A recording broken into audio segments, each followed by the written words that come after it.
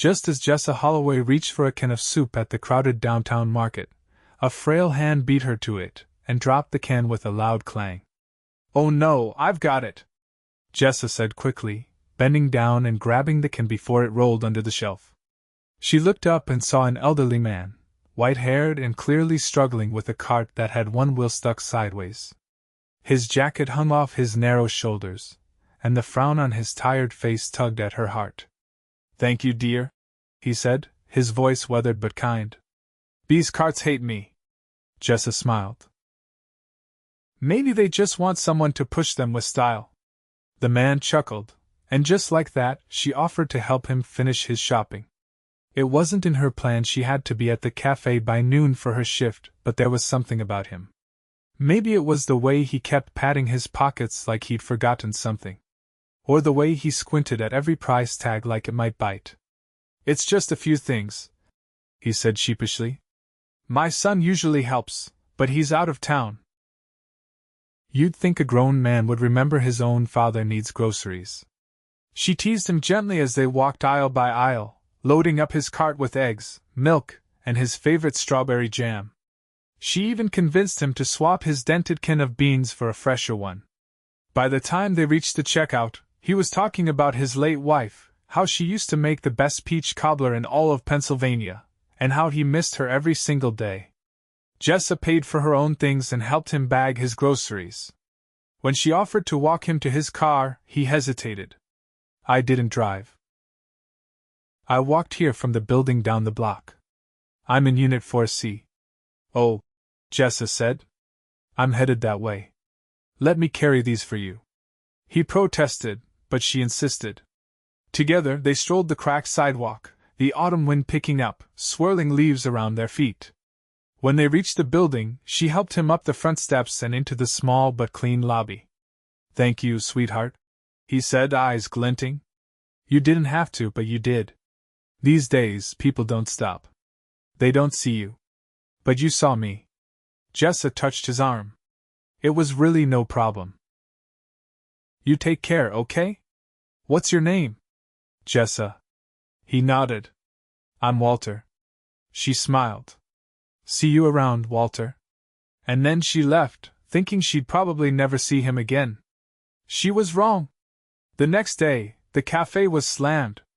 Jessa wiped her hands on her apron and turned to greet the next customer, only to nearly knock over the tray of croissants when she saw the man standing in front of her.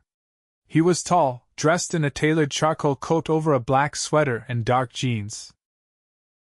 His jawline was sharp, his hair swept back with effortless precision, and his eyes, blue, piercing, and locked on her, studied her like he already knew her. "You're Jessa Holloway?" She blinked. Yeah. Do I know you?" He extended a hand. "Harrison Rowe. Walter's son." Jessa's heart stuttered. "Oh. Is he okay?" "He's fine. Better than fine, actually. He told me all about you. Said you saved his life with a can of soup and a smile?" She laughed, a little breathless. "Well, that's dramatic. But I'm glad he's all right." Harrison didn't smile, he just kept looking at her like she was the most interesting thing in the room.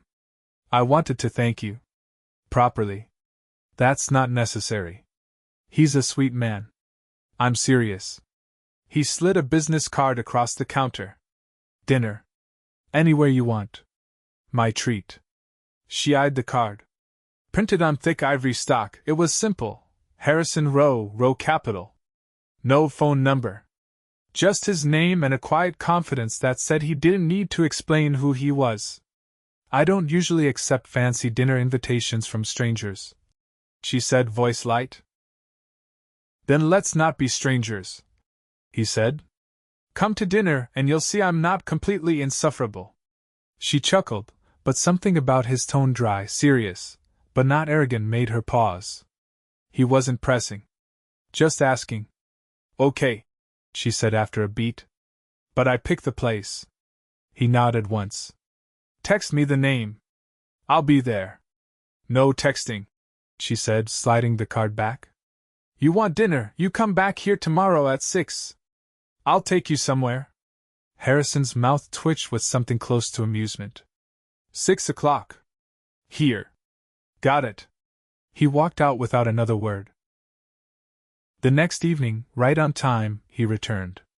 This time in a navy wool coat and a scarf that probably cost more than her rent. But he didn't look out of place, he looked like he belonged wherever he stood. They walked 2 blocks to a tiny Italian place tucked between a laundromat and a pawn shop.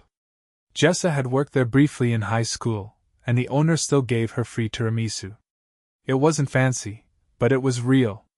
Over candlelight and pasta, she learned Harrison was 34, born in Boston, and had taken over his father's investment firm at 26. He didn't brag. He didn't need to.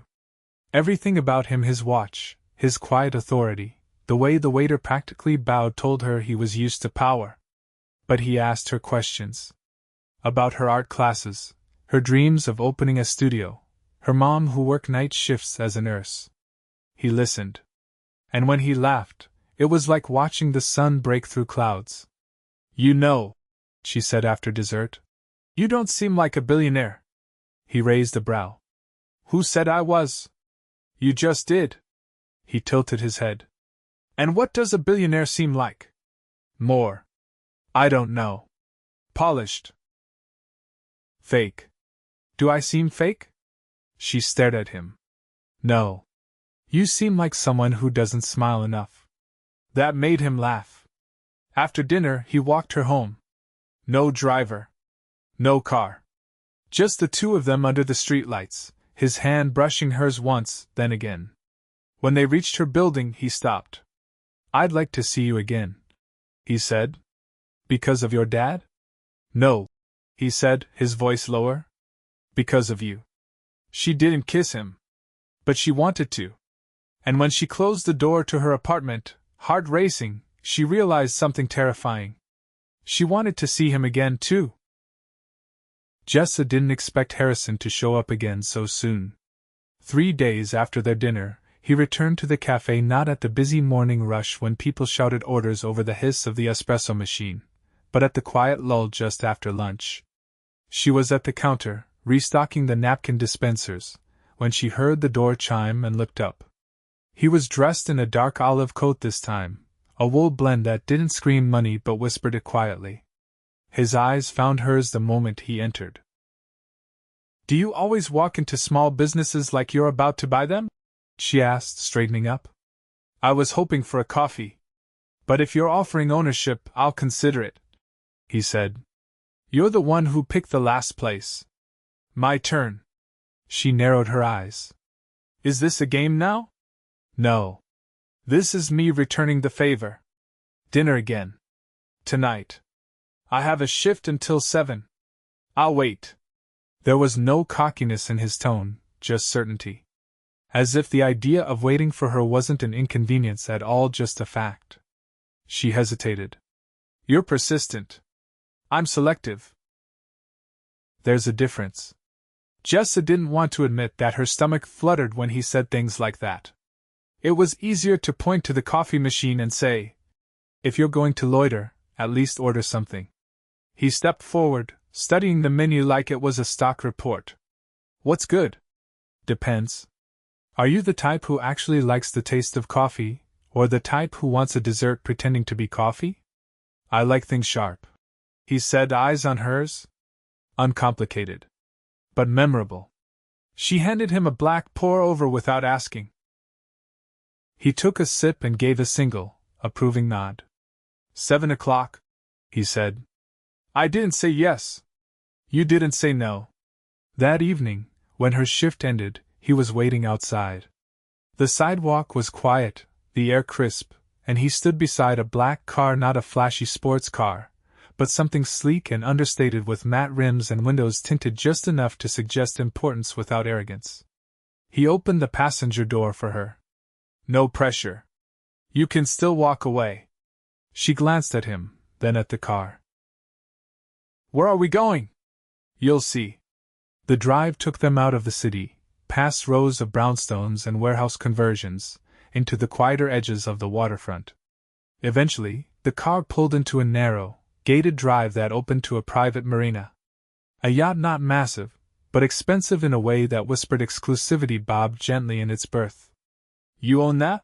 She asked. I don't take credit for other people's work. I just signed the checks. He helped her aboard.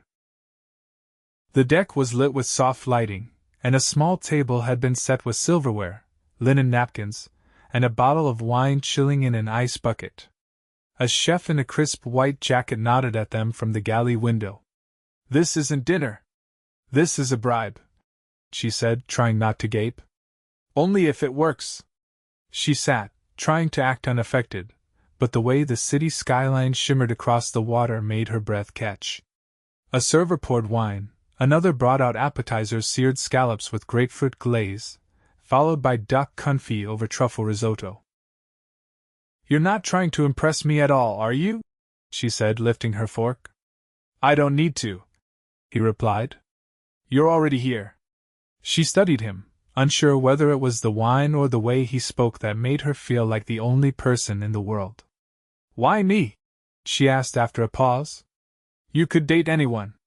I'm not interested in anyone, he said simply. That's not an answer. He leaned back, watching her. You didn't hesitate to help someone when there was nothing in it for you. You didn't flinch at a cheap restaurant.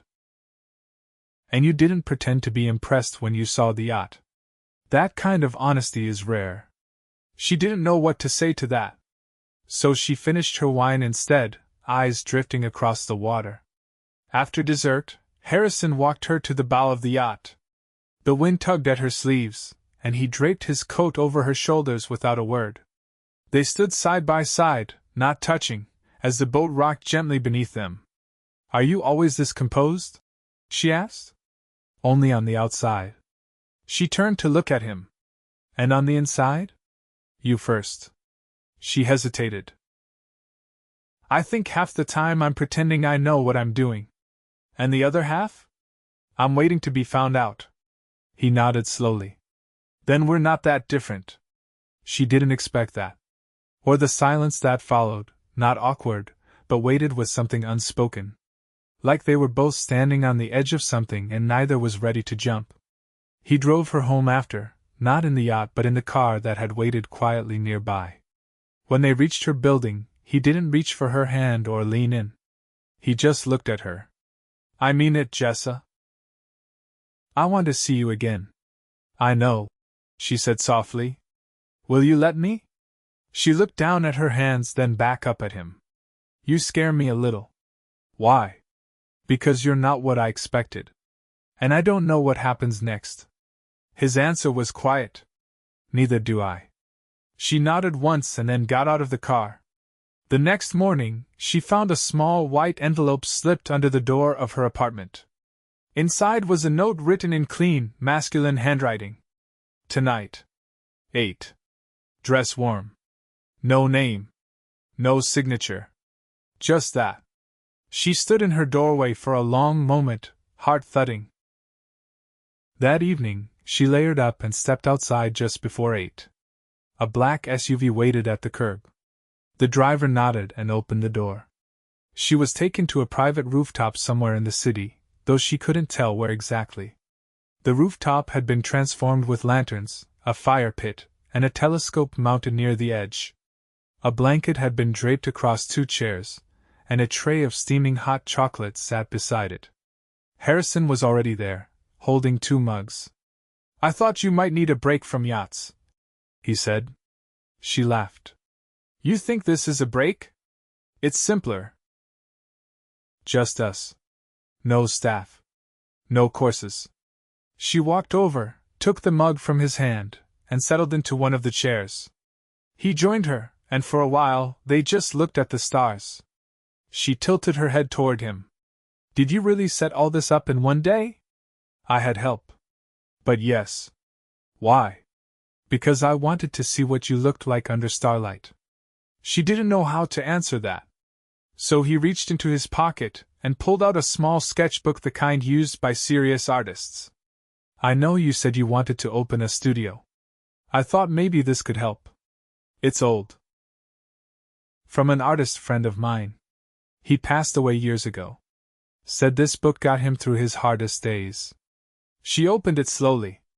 The pages were blank. That's because it's yours now, Harrison said. You fill it. The silence between them wasn't silence anymore. It was possibility. And Jessa knew, without a doubt, that her life was no longer her own. Not entirely. Not now that he had touched it. Jessa didn't expect the rooftop night to linger in her mind for days. But it did every time she opened her sketchbook, every time she looked up at the sky, every time she passed the cafe's corner window and caught herself hoping she'd see him again. She didn't have to wait long. Late Thursday afternoon, just as she was wiping down the pastry case, her manager poked her head out of the back room. There's someone here for you. Tall. Looks like he belongs in a cologne commercial. Jessa didn't even need to turn around. Harrison was standing just inside the door, wearing a dark button-down under a camel-colored coat. He looked like he'd stepped out of a different world again, but this time, instead of standing still, he was holding something. A single envelope. He walked up to the counter and handed it to her. I need you to come with me, he said. She narrowed her eyes at the envelope. What is it? An invitation. She opened it slowly. Inside was a thick, cream-colored card with her name printed in elegant calligraphy. You are cordially invited. She paused, reading the rest. Then looked up at him. This is a gala. Yes. Tonight. Yes. She stared at him. You don't invite someone to a black-tie gala the same day. I just did. She blinked. I don't own anything even remotely appropriate. You do now, he said. Before she could ask, he gestured toward the glass door. A waiting car idled outside, and through the window she caught sight of a garment bag hanging inside. Her stomach twisted. I can't just leave work. I already spoke to your manager. She said you've earned a night off. Jessa turned slowly. Her manager was at the espresso machine, pretending not to eavesdrop but clearly grinning. You did not. I did. She also said you've never taken a real vacation. That's not the point. Harrison leaned in slightly. I want to show you something. Let me. She hesitated, then glanced at the envelope again. You really don't like asking, do you? He met her gaze without flinching. Not when I know the answer should be yes. An hour later, she was in a private dressing suite inside an upscale boutique she hadn't even known existed, hidden above a florist, accessible only by a coded elevator. A stylist greeted her by name, and within minutes, a gown was laid out on a velvet chaise. It was deep sapphire, floor-length, with a plunging back and delicate straps. The fabric shimmered faintly under the lights, and the shoes beside it were silver stilettos that looked like they belonged in a museum. She hesitated. I can't wear this. The stylist smiled. It was selected specifically for you. Mr. Rowe said to tell you it brings out your strength. Jessa didn't know how to respond to that. But when she looked at herself in the mirror 40 minutes later, hair swept into a soft twist, makeup subtle but elegant, she barely recognized the woman staring back. She looked untouchable. The car ride to the venue was quiet. Harrison sat beside her, dressed in a black tuxedo with a midnight blue pocket square that matched her gown exactly. He didn't speak until they pulled up to the entrance of the elaborate stone building, its facade lit with golden floodlights. There's going to be a lot of attention tonight, he murmured as the driver opened the door. Stick close to me. Is this a warning or a command? Neither. It's a promise. Inside, the gala was opulence, distilled chandeliers dripping with crystal, live orchestra playing a sweeping waltz, guests dressed in couture and sipping champagne as if it was tap water. But the moment Harrison placed his hand on the small of her back, guiding her inside, the crowd seemed to part around them. She felt every eye glance her way. Some curious. Some calculating. Why do I feel like I've been dropped into a movie? She whispered. Because you have. But you're not the extra, you're the lead. They moved through the room with ease. Well, Harrison did. Jessa followed his lead, letting him introduce her to CEOs, diplomats, and board members, all of whom greeted him with deference. He never let go of her hand. At one point, a woman in a shimmering red gown approached, her smile tight and eyes assessing. "Harrison, I didn't know you were bringing someone. This is Jessa Holloway," he said. "She's with me." The woman's smile didn't falter, but her brows lifted. "How charming!" Jessa offered a nod, choosing silence over pretense. After the woman left, Jessa leaned closer. "Friend of yours?" "Former associate," he said. "She tried to buy out one of our partner firms 2 years ago. Didn't go well. Why do I feel like everyone here is playing chess and I'm still learning checkers?" "Because you're honest. That makes you dangerous." They stepped out onto a terrace later, the air sharp and cool against her skin. Harrison removed his jacket and draped it over her shoulders without a word. She looked up at him, the city lights framing his profile. "You didn't just bring me here for fun," she said. He didn't deny it. "I needed people to see you." "Why?" "Because they need to understand that I'm not alone anymore." She blinked. "That's a statement." "I don't say things I don't mean." She studied him, the cool air making her cheeks flush. "You don't even know what I want." He turned then, fully facing her. "Then tell me." She hesitated. "I want to succeed on my own. I want to build something that's mine. I don't want to be someone's accessory." "Good," he said. "Because that's not what I'm offering." "Then what are you offering?" "Partnership. Without compromise." "You don't belong in someone else's shadow, Jessa. You're the kind of person who builds the light." Her breath caught. And then the door behind them opened. "Mr. Rowe," a man said. "Apologies. There's been an issue with the board vote. Your presence is requested." Harrison's jaw tightened. "Give me 5 minutes." The man nodded and stepped back inside. Jessa turned toward him. "Go. I'll be fine." He hesitated, then reached into his pocket and pulled out a small black card. "This is the address to a property I bought last year. No one knows I own it. I go there when everything else feels like noise. If you ever need quiet, it's yours." She stared at the card, then at him. "You're giving me a house?" "I'm giving you a choice." Then he disappeared back inside. She stood there alone for a while, unsure of what to feel. The city sparkled below, but her thoughts were a storm.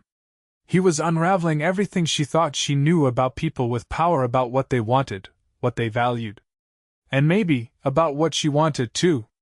When she returned inside, the gala was winding down.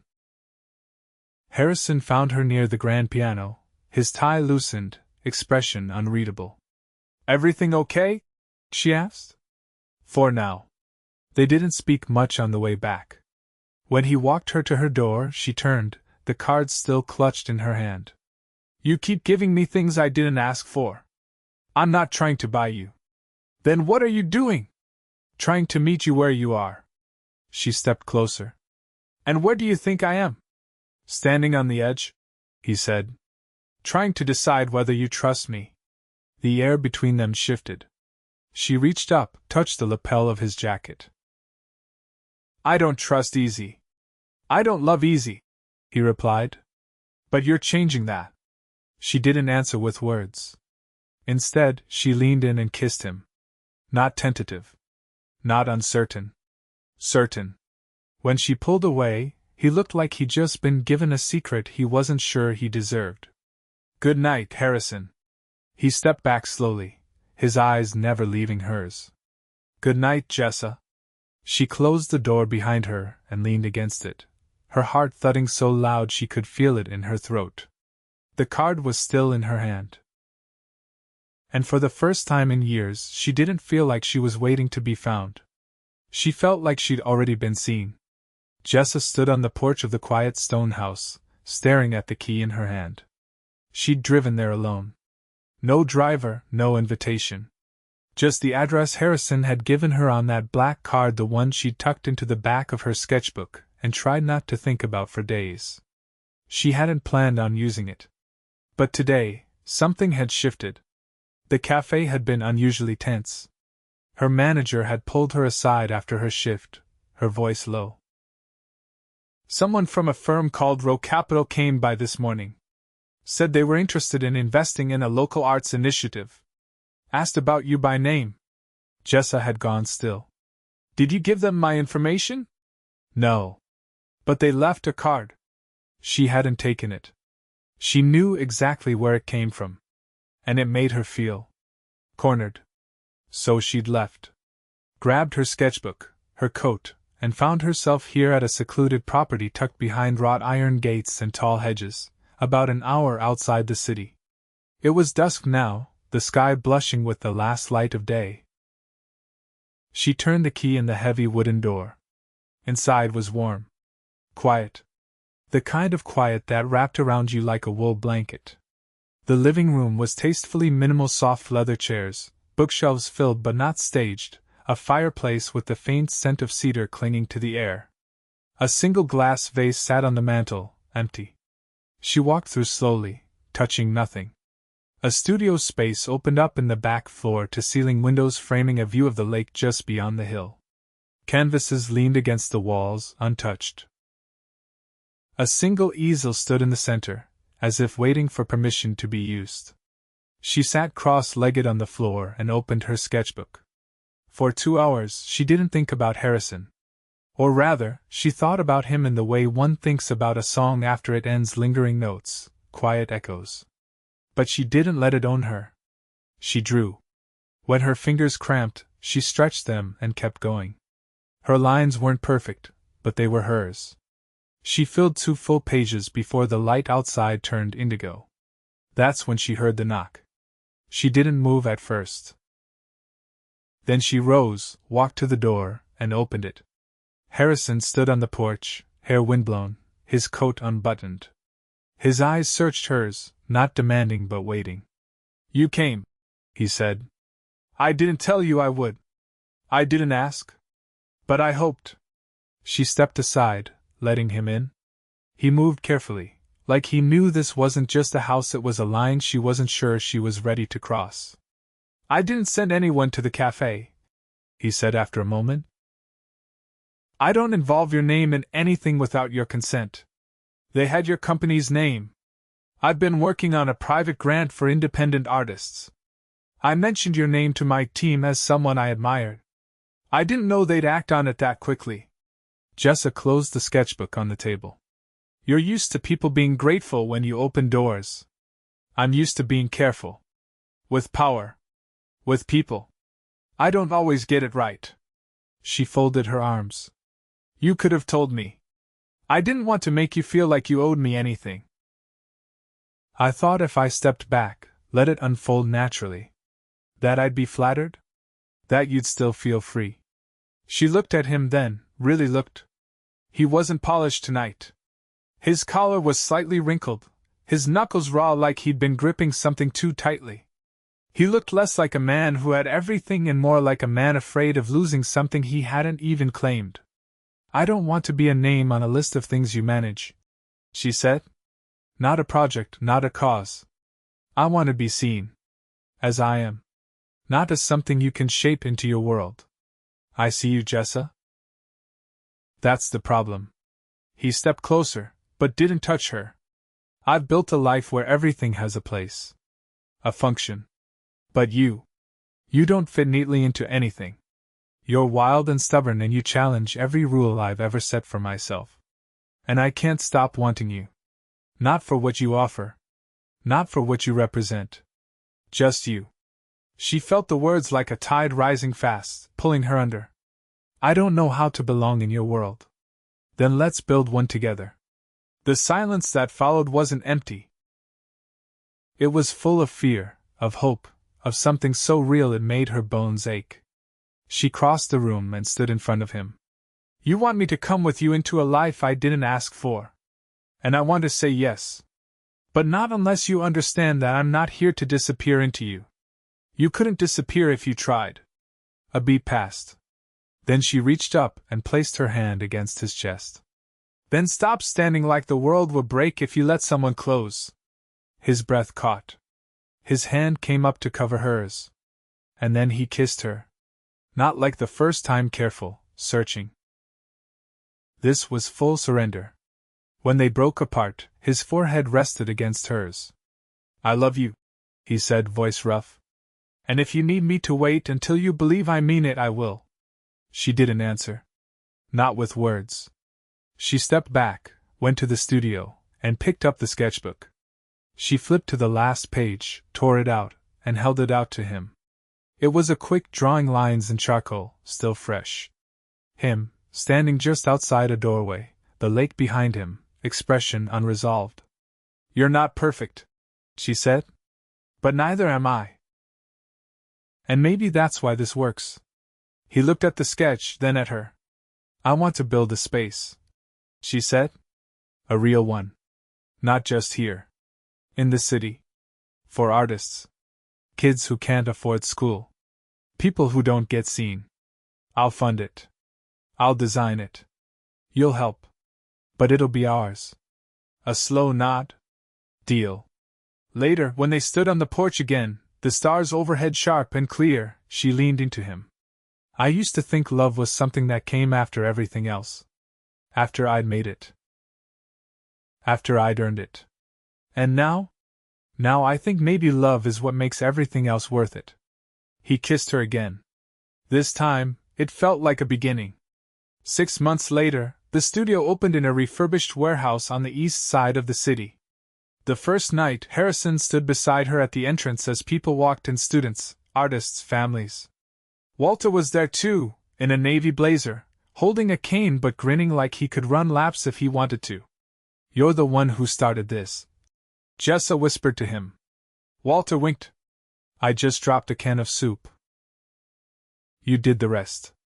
Harrison walked her through the gallery, taking in the rows of work, paintings, sketches, sculptures. Her students had contributed. So had she. Do you want to know the first thing I noticed about you? He said, stopping in front of a piece she'd done, a charcoal portrait of a woman laughing, head thrown back in defiance of the world. What? You never flinch. Not really. Even when you're scared, you move forward. She turned to him. You do too. Only you make it look like control. He brushed a strand of hair from her cheek. I don't have to pretend anymore. Not with you. The lights dimmed slightly. A soft instrumental played from the far corner. He reached into his coat pocket and pulled out a small velvet box. She froze. I told myself I'd wait until the right moment, he said. But I think maybe that's now. He opened the box. Inside was a ring, simple, elegant, a single sapphire surrounded by tiny diamonds. Her eyes went wide, but not from the ring. From the look in his eyes. Steady. Certain. I'm not asking you to change. I'm asking to stand beside you while you become everything you were always meant to be. She didn't cry. She laughed. A full, disbelieving, joyful sound that made every head turn. Then she nodded. Yes. When he slid the ring onto her finger, the crowd behind them erupted into applause. But Jessa didn't hear it. All she heard was the heartbeat of a man who had stopped hiding. And all Harrison saw was the woman who had helped his father, unknowingly cracked open his world, and taught him how to be known. Not as a billionaire. Not as a name. Just as a man. And that was everything. The first spring rain fell in silver sheets across the windows of the converted warehouse, its rhythm soft and steady like a lullaby. Inside the art studio, the scent of wet pavement mingled with turpentine and fresh clay. The space was alive with quiet energy, brushes clinking in jars, charcoal cracking faintly under pressure, soft laughter from the far corner where two students worked side by side. Jessa stood near the wide windows, arms crossed lightly, watching the storm paint streaks down the glass. Her reflection stared back, older in ways that mattered, stronger in ways she hadn't expected. She wore no makeup, just jeans with a faint smear of ochre across one thigh and a soft gray sweater Harrison had once taken off mid-argument to wrap around her shoulders. Behind her, Footsteps approached, measured, sure. She didn't need to turn. "You're early," she said. "I made a habit of showing up where you are," Harrison replied. "Why break it now?" She glanced at him. His tie was loosened, his shirt sleeves rolled up, a dot of blue ink on his thumb. "You've been writing again. Board proposal," he said. "The one for the regional outreach program." She raised an eyebrow. "You're expanding?" "No. We're expanding," he corrected. "Your name's on the letterhead now, remember?" She turned back to the window. "Sometimes it still feels like I'm pretending. You're not. I used to think people like you lived in glass towers. Untouchable. But you're here, in this mess I call a studio, tracking rainwater across the floor without a second thought." He stepped closer, his reflection moving beside hers. "I'll mop it later." She laughed, low and surprised. "You? Mop? I've been learning." "I notice," she said, her voice soft. They stood in silence for a moment, listening to the rain. "You know," she said eventually, "I used to be afraid that if I let someone in, I'd lose myself." He didn't answer right away. "And now?" he asked. "Now I know that love doesn't erase you. It draws out the parts of you that were hiding. You never asked me to change. I wouldn't dare." She turned toward him fully then, hands slipping into his. "I want to get married." Harrison blinked. "Now?" "No," she said, smiling. "But soon. I don't want the big gala wedding. I want something small. Real. Just us and the people who matter." He brushed her cheek with the back of his fingers. "You sure?" "I've never been more sure of anything in my life." He kissed her forehead, then her cheek, then her mouth gently, reverently, like she was the answer to a question he hadn't known he'd been asking. The wedding took place 3 weeks later at Walter's garden. The old man had insisted on it. "If you're going to start a life together, might as well do it where life has already bloomed," he'd said, sitting in his sunroom with a blanket across his knees and a fierce gleam in his eyes. The garden was modest, but beautiful. Wild roses climbed the trellis, and freshly planted tulips nodded under the morning sun. Walter sat front row in a pressed navy suit, a cane leaning against his chair, a flask discreetly tucked into his coat pocket. Jessa wore a tea-length ivory dress with lace along the sleeves. Her bouquet was wrapped in a strip of canvas from her first ever painting, the one she'd done as a child on the back of a cereal box. Harrison waited beneath the archway, dressed in a slate-gray suit, no tie, his shirt collar open. Beside him stood his sister, Claire, a woman Jessa had only met once before but who'd flown in from London the moment she heard about the ceremony. There were no speeches, no readings. Just vows spoken under an open sky. "I promise to never try to fix your flaws," Harrison said, his voice steady. "Because they're part of the whole I fell in love with." Jessa's voice trembled, but her eyes didn't waver. "I promise to never let your silence become a wall between us. I will wait through it. I'll meet you on the other side." They kissed to the sound of birdsong and Walter's not-so-subtle sniffles. After the ceremony, they walked barefoot across the grass, hand in hand, while Claire and Walter argued about who spiked the lemonade. The cake was made by a local baker Jessa had once tutored. It leaned slightly to the left, but no one cared. They danced in the garden, no music but their laughter. Later, Harrison pulled her aside and led her down the stone path to a small wooden bench overlooking the pond. "I have something for you," he said. She shook her head. "You've already given me too much."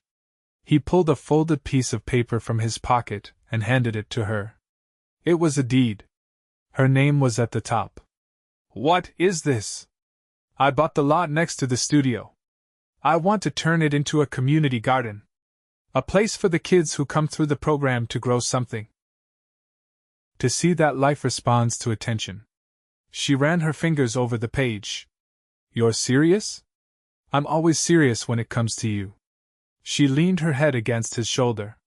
"You know," she whispered, "the first time I met you, I thought you were cold. Distant. Like he'd built walls so high no one could ever reach you. I had. And now? Now I'm standing in a garden with bare feet and dirt under my nails and a woman I love who's changed everything. She looked up, eyes gleaming. Good. Because I'm not going anywhere. That night, back at the stone house by the lake, they sat on the porch wrapped in a single blanket, the stars bright above them. She was barefoot, her dress replaced by one of his shirts. He was quiet, his hand tracing idle patterns along her arm.